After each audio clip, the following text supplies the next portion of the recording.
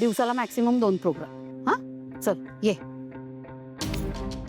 Mamma Tara Soham, what a pleasant surprise. खरं तर मी आता कॉल करणारच होते तुला. इनफॅक्ट मी आज विचार केला होता की आज तुम्हाला भेटायलाच येते. तारा, तुला माहितीये जेव्हापासून ही न्यूज सगळीकडे पसरली आहे ना की वझे घराण्याच्या संगीताचा वारसा आता ऑफिशियली तुझ्याकडे सुपूर्द केलाय मी, तारा लोक रेकॉर्डिंगसाठी मागे लागलेत. इव्हेंट्स येत आहेत. आपण पहिल्यासारखंच असं एकदम खचून भरपूर इव्हेंट्स करायचे आणि भरपूर. तारा, तुला माहिती नाहीये की मी किती खुश आहे अगं. मम्मा माझ्या आनंदाचं काय ग? मला काय हवंय याचा कधी विचार केलास का तू? फक्त तुझाच विचार करत आलीयस. पण या सगळ्याचा फायदा तुलाच झाला ना. हा पैसा, हा प्रसिद्धी सगळं तुझ्यासाठीच तर आहे बाळा. आणि यामुळे तुला जे काही मिळालंय ते ते भरभरून मिळालंय. भरभरून मिळालंय, पण मला जे नको होतं ते, मला जे हवं होतं ते कधीच नाही मिळालं मला. सोहम, सोहम, हे बघ, तू हुशार आहेस. एवढ्या मोठ्या बिझनेस फॅमिलीला बिलॉंग करतोस आणि आता तर तूही आमच्या म्युझिक इंडस्ट्रीचाच एक हिस्सा आहेस. तुला कळतंय ना सोहम की हे नेम, फेम, पॉप्युलॅरिटी किती इम्पॉर्टंट आहे. अरे हे सगळं असेल, पैसा असेल जोडीला तर लोक विचारतात. सगळं मान्य आहे मला, पण हे जे सगळ्यांना ही प्रसिद्धी, हा पैसा, हे सगळं तुझ्या मेहनतीने मिळालंय मला. आणि आता मला ते नकोय मम्मा. मला माझ्या मेहनतीने, माझ्या कष्टाने माझी स्वतःची ओळख निर्माण करायची आहे मम्मा. आणि म्हणून तू दिलेला वारसा मी तुला परत द्यायला आले. काय मूर्खपणा आहे. प्लीज तुम्ही दोघी शांतपणे बोलू शकता का? काय शांतपणे बोलायचंय सोहम? अरे हिला कळत नाहीये की असं सोन्यासारखं ताट वाढून ठेवलं हिच्या समोर आणि हिला भूकच नाहीये. मम्मा तू कधी माझ्या आनंदाचा विचार केलास का? एक मिनिट. तारा, काही झालं ना तरी आई आहे ती तुझी. त्यांच्याशी असं नाही बोलायचं.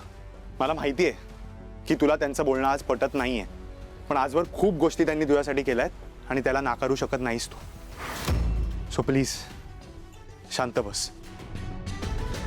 भैरवीजी, मला माहिती आहे की तुम्ही तिच्या आई आहात.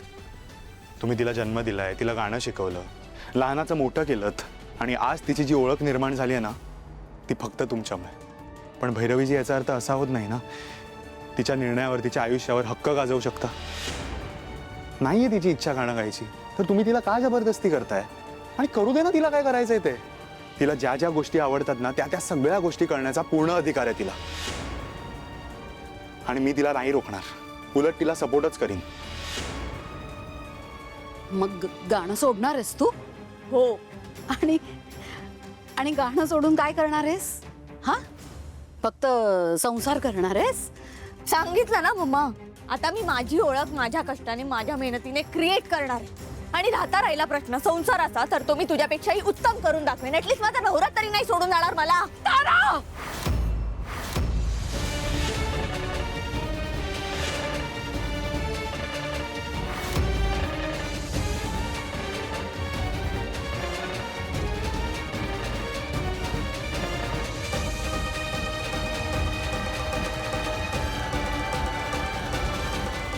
एवढी सोपी गोष्ट नाहीये तारा, नाहीये.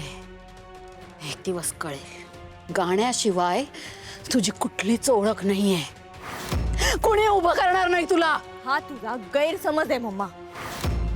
बघ ना, मी फक्त विचार केला की मी स्वतःच्या पायावर उभं राहीन म्हणून, आणि मला एका मोठ्या प्रोडक्शन हाऊसने त्यांच्या फिल्म मध्ये लीड रोल ऑफर केला आणि मी हो म्हणाले.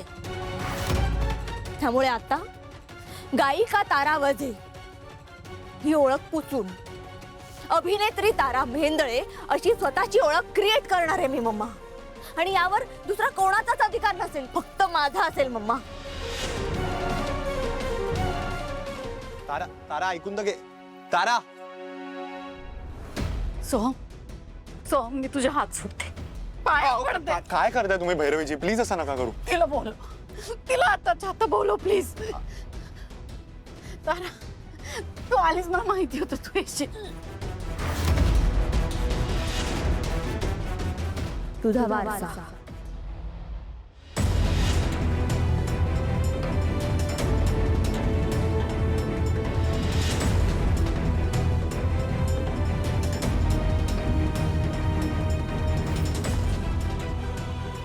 तारा, तारा,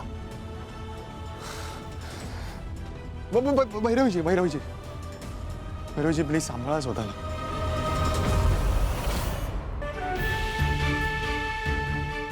मी हात जोडते तुझे, मी पाया पडते तुझे. भैरवीजी, काय करताय तिला तुम्ही? परत बोलव प्लीज, तिला समजव ऐका ऐका भैरवीजी, प्लीज, तिला समजव ना तिला.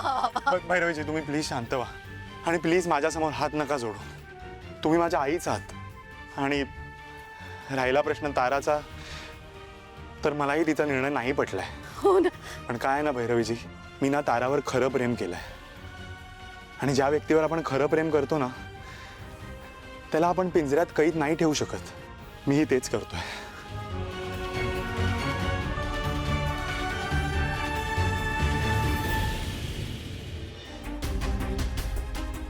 नील, तुला काही हवंय? एवढ्या वर्षात कधी विचारलं नाही मला तू, आणि आज अचानक काय झालंय? मी म्हणाले ना तुला की मी स्वतःमध्ये बदल आणण्याचा प्रयत्न करते, तर ते फक्त आता बोलून नाही तर माझ्या वागण्यातून पण दाखवेन मी सगळ्यांनाच. आणि त्याची सुरुवात मी सगळ्यांची काळजी घेऊन करेन असं ठरवलंय. ऐश्वर्या, हे बदलण्याचा प्रयत्न, दुसऱ्यांची काळजी, हे असे भारी भारी शब्द नको वापरू तू. तुझं हे वागणं आहे ना, त्यांनी मला अजीर्ण होतंय. तू पहिल्यासारखी राहा, जशी होतीस तशीच राहा, तसं बघायची सवय आहे. हे असं जरा. आणि हो, आता मला काही नको आहे, एस्पेशली तुझ्याकडून. Okay okay.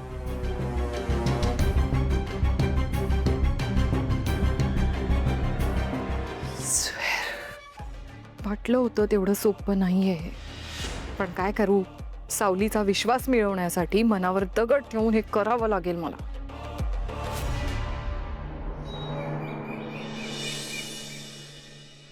मी मम्माला इतक्या ठणकावून सांगितलंय, पण मम्मा काही शांत बसणार नाही. ती काही ना काही करायचा नक्कीच प्रयत्न करणार. ज्याचा त्रास मला तर होईलच, पण सावलीला सुद्धा होईल. एक सेकंड डार्लिंग, तुला त्रास होईल ते तर ऑब्व्हियसच आहे, पण सावली वहिनीला का त्रास होईल याचा?